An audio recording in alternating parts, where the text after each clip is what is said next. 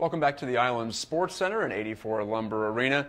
This is your weekly men's hockey update. I'm Matt Gajtka from Sports Information, joined by head coach Derek Schooley. And coming off the bye, your team ready to go up to RIT and face them for a second time this season. But over the course of a long year, 5-6 months now into it, what are some things that you took that opportunity to work on when you didn't have to prepare for a specific opponent?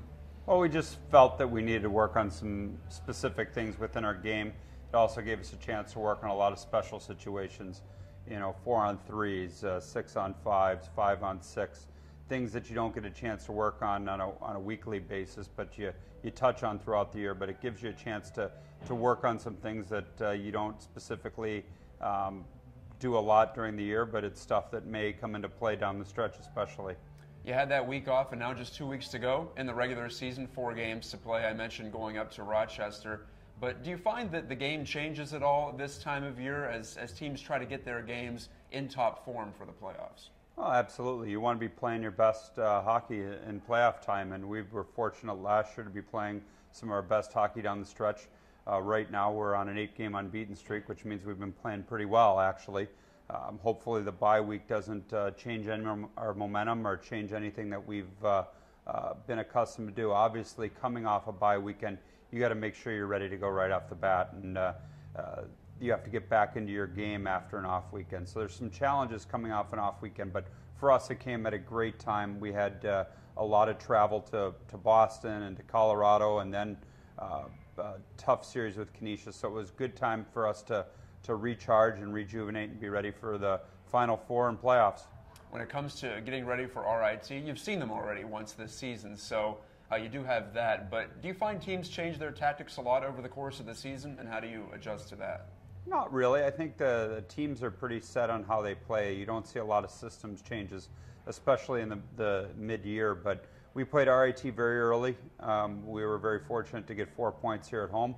And they've had a lot of guys emerge since then. Their top line is doing outstanding with Garbowski leading the way. So a lot of guys get a lot more confident as the season goes on.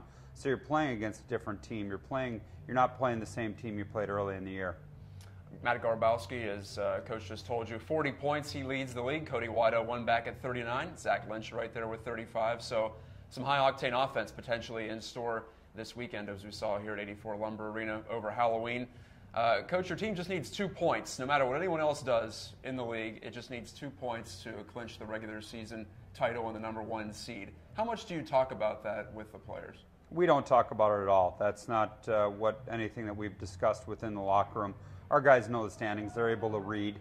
They've all got over 3.0s, which is impressive. So they know that they're able to look at the standings and do the math. But really, at the end of the day, it comes down to us playing our game, and we just worry about Friday night. We haven't looked too far ahead, and we haven't looked too far behind anything we've accomplished this year. So really, we're just looking ahead to Friday, and if it happens Friday, great. If it has to happen Saturday, great as well. Or if it has to go on to next week. You never know this time of year. So we just have to be focused on our game and playing Friday night. And the guys, I'm sure, are well aware of the standings and where things go. And we've earned that position. We've earned the right to control our own destiny, our own fate, and hopefully we can control that this weekend.